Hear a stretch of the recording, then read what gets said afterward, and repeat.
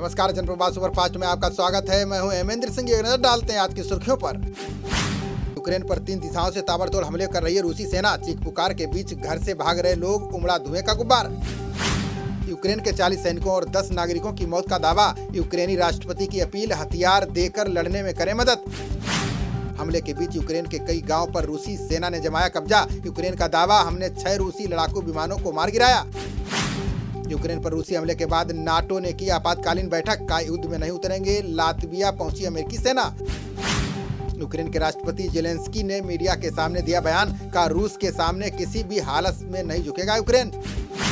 भारतीय दूतावास ने यूक्रेन में रहने वाले अपने नागरिकों को किया सतर्क। एडवाइजरी जारी कर सुरक्षित और शांति से रहने की दी सलाह। यूक्रेन के राजदूत ने प्रधानमंत्री मोदी से मदद की लगाई गुहार। का रूसी राष्ट्रपति पुतिन से बात कर रोके भीषण तबाही।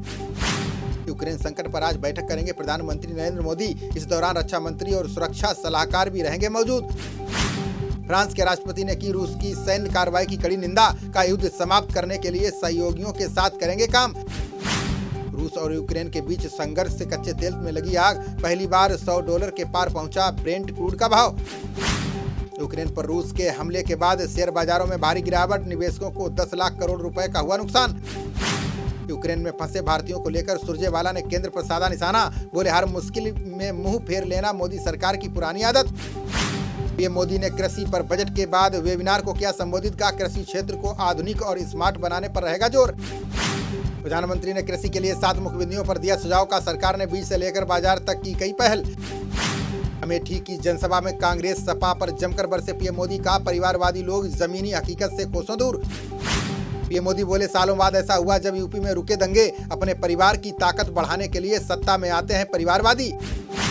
हंडिया की जनसभा में अखिलेश यादव ने बीजेपी पर बोला हमला। का भाजपा सरकार ने हवाई जहाज और हवाई अड्डे तक बेच दिए। शिवसेना नेता आदित्य ठाकरे ने डुमरियागंज में रैली को किया संबोधित। का चुनाव बाद योगी आदित्यनाथ हो जाएंगे पूर्व मुख्यमंत्री। बसपा सुप्रीमो मायावती ने बीजेपी पर जमकर साधा निशाना। कहा, चुनाव जीतने के लिए केंद्रीय एजेंसियों का इस्तेमाल दुर्भाग्यपूर्ण।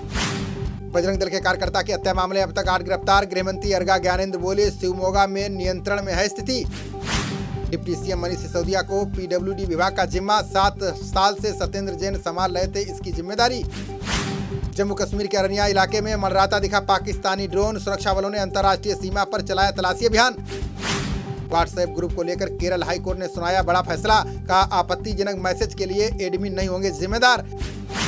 संजय लीला भंसाली की फिल्म गंगूबाई काठियावाड़ी को हरी झंडी। सुप्रीम कोर्ट ने रिलीज पर रोक लगाने वाली याचिका की खारिज। बम्बई हाईकोर्ट ने गोवा भाजपा में शामिल हुए 12 विधायकों को दी राहत। अयोग्य ठहराने की याचिका खारिज कर स्पीकर का फैसला रखा कायम। सिंगापुर भारत में विज्ञापन और प्रौद्योगिकी सहयोग को लेकर समझौता। शिखर सम्मेलन के दौरान दोनों देशों ने किए MOU पर हस्ताक्षर। मोहाली की अदालत में हाजिर हुए अकाली नेता विक्रम सिंह मजीठिया। सुप्रीम कोर्ट ने मादक पदार्थों से जुड़े मामले में दिया था पेश होने का निर्देश। नवाब मलिक की गिरफ्तारी के खिलाफ महाराष्ट्र के मंत्रियों ने दिया धरना। अजीत पवार बोले, विरोधियों के खिलाफ जांच एजेंसियों का हो रहा है दुरुपयोग। नोएडा में बिल्डर के कार्यालय से 40 लाख लेकर फरार हुआ अकाउंटेंट। थाना सेक्टर 63 पुलिस ने मामला दर्ज कर शुरू की जाँच। यूपी की राजनीति में जाति और धर्म के वर्चस्व पर बोली प्रियंका गांधी। कहा, यूपी के राजनेता वोट के लिए प्रदर्शन पर नहीं, जाति धर्म पर निर्भर। सेमी कंडक्टर योजना पर 8 से 10 महीने में हो सकते हैं समझौते। आईटी मंत्री अश्विनी वैष्णव बोले, आवेदनों का मूल्यांकन कर रही है सरकार।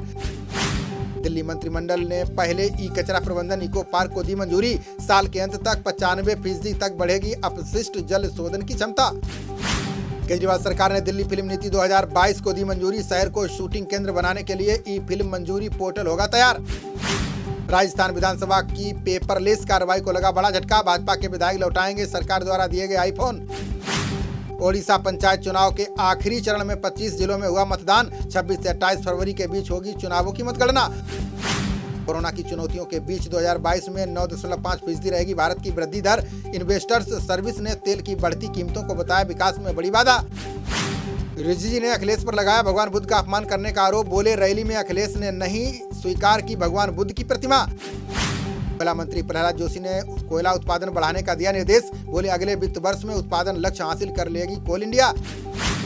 उद्योग मंत्री पीयूष गोयल ने घरेलू कंपनियों से किया आह्वान। बोले, दक्षिण कोरिया और जापान की तरह एक दूसरे का करें सहयोग। बंगाल के राज्यपाल ने 7 मार्च को रात 2 बजे बुलाया विधानसभा सत्र। जगदीप धनखड़ बोले, कैबिनेट की सिफारिश पर कर रहा हूं कार्य। यूपी में राष्ट्रवादी कांग्रेस के लिए रामलला का प्रसाद बांट रही विहिप। सिराथू में संत यात्रा निकालकर धर्म के प्रति किया जा रहा है जागरूक। श्रीनगर हवाई अड्डे पर दृश्यता में सुधार के बाद उड़ानों का परिचालन शुरू। भारी बर्फबारी के कारण फंसे पर्यटकों ने ली राहत की सांस।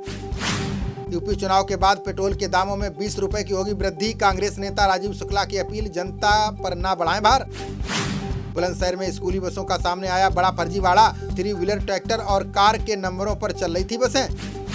कर्नाटक में हुए हर्षाकांड के खिलाफ बजरंग दल का प्रदर्शन। बुलंदशहर में कार्यकर्ताओं ने दोषियों को फांसी देने की उठाई मांग। संभल में नमामि गंगे घाट पर नहीं आ रहा है गंगा जल। घाट पर भरे पुराने काले पानी से आ रही है दुर्गंध। बुलंदशहर में ट्रक ने गन्ने की लदी ट्रैक्टर ट्राली को मारी टक्कर। घायल किसान ने अस्पताल में तोड़ा दम, जांच में जुटी पुलिस। महिला विश्व कप से पहले आईसीसी ने नियमों में किया बदलाव। कोरोना होने पर 9 खिलाड़ियों के साथ मैदान पर उतर सकेंगी टीमें। 4 बार की IPL champion Chennai super Kings के लिए बुरी खबर। चोट के चलते टूर्नामेंट से बाहर हो सकते हैं तेज गेंदबाज दीपक चाहर। फर्जी विज्ञापन करने वाले लोगों से परेशान है सचिन तेंदुलकर का, मैंने कभी भी शराब या तंबाकू का नहीं किया विज्ञापन। खबरों का सिलसिला जारी रहेगा, देखते रहिए जनप्रवाद। नमस्कार।